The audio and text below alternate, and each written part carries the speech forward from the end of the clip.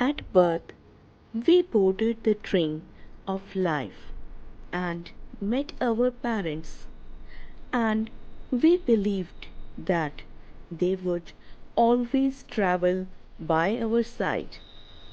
However, at some station, our parents would step down from the train, leaving us on life's journey alone.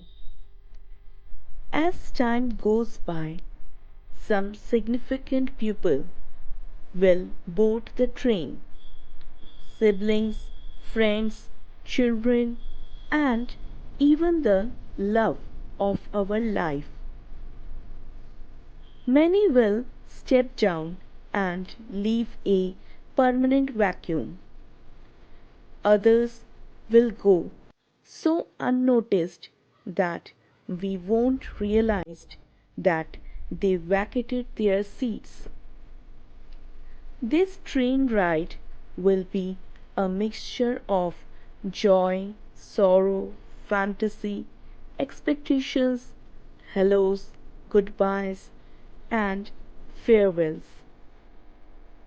A successful journey consists of having a good relationship with all passengers, requiring that we give the best of ourselves.